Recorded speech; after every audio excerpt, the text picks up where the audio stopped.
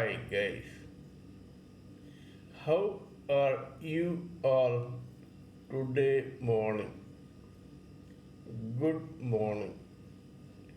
Today is 10th January 2023. My name is TSV Raghavan and I live in Chennai, Tamil Nadu, India. We have been talking about the famous English proverb, a bird in hand is worth two in the bush. In this process, we have talked about the introduction part and various case histories which prove this proverb true. Today, we shall talk about yet another case history. There was this guy called Vito Genovese. This guy was born on 27th November 1897 in a place called Naples in Italy. His father was in the real estate business. When Vito was 16, he migrated to New York in USA along with his family. Soon he was sucked into the thriving USA New York underworld mafia. Here he began working for a person called Joseph Joe the Boss Masseria. This Joe Masseria was involved in a gang war with another fellow mobster called Salvatore Maranzano.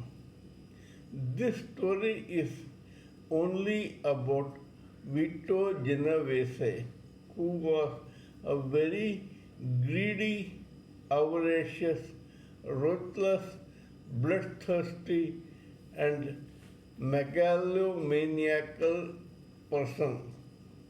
We will show his life history to prove this proverb that a bird in hand is worth two in the bush. Vito Genovese was attracted to another fellow rising young mobster called Lucky Luciano. Both of them, along with a few other mobsters, joined together silently against these people called Joe Masseria and Salvatore Maranzano, who till then they were forced to work under. Now, as a game plan, they began eliminating their rivals. Vito Genovese ruthlessly shot down Joe Masseria's right-hand man, Gaetano Tom Reina, then a guy called Pinzolo, then Joseph Masseria himself, and then ultimately Salvatore Maranzano. After all this, Vito Genovese ended up as the underboss of the most lucrative and biggest crime family called the Luciano family. Now he had begun making money hand over fist. Vito could have settled down to a comfortable life as a mobster and businessman by then, because by the late 20s or early 30s, he was already making a lot of money and he could have settled down. But this was not to be. Vito, as has been told before, was a megalomaniac who wanted all. He wanted to become a boss of all bosses and to rule the New York underworld completely with an iron fist. Vito's avarice was not only professional but also personal. Vito Genovese had been widowed at the age of 27, and one day he met his own cousin, a girl who was called Anna Petrillo Vernotico, who was already married to a person called Gerardo Vernotico. Vito Genovese fell genuinely in love with Anna. He was so unscrupulous and ruthless that this guy proceeded to kill Gerardo Vernotico and marry Anna Petrillo Vernotico a week after Gerard was murdered. Anna came to know about this later, and her infatuation for Vito turned into bitter hatred and animosity against him for having murdered her first husband. Meanwhile, Vito Genovese ruthlessly cheated a businessman and then a person called Ferdinando Bocchia.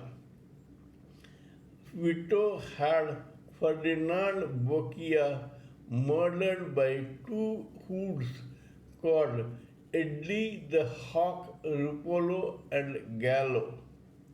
Not only that, after the murder, he gave some money to Gallo to bump off. He gave some money to Rupolo to bump off Gallo. Rupolo failed in that process and Gallo fingered at Vito, Rupolo, etc.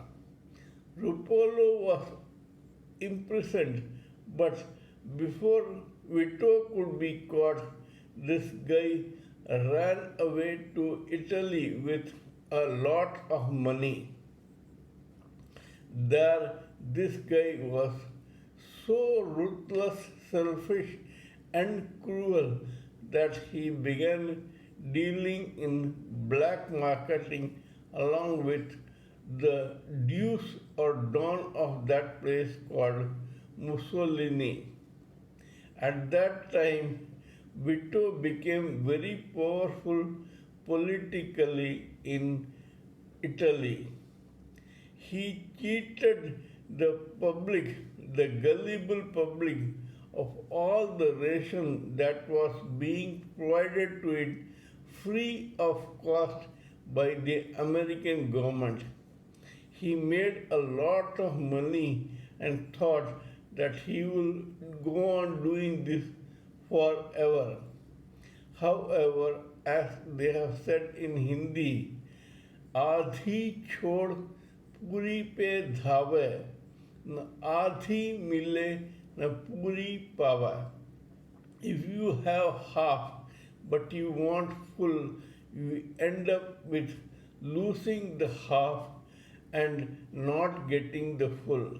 Similarly, Vito was arrested by the American army and sent back to New York to face trial for the murder of Ferdinand Bocchia.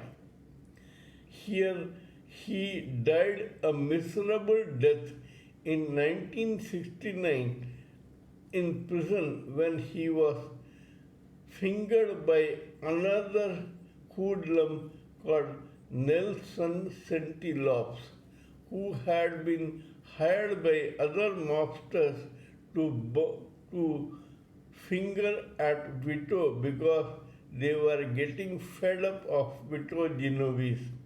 This shows that you are judged by the company you keep. there is no honor among thieves. One day, bad company will turn against you sooner or later. Kindly let me know what you think of my talk on this particular subject. Please give me your own opinions, ideas, and thoughts so that we may blend everything together for the sake of the society.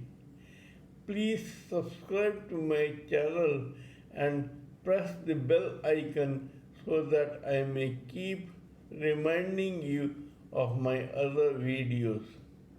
Till we meet in my next video, it is good morning from TSV Raghavan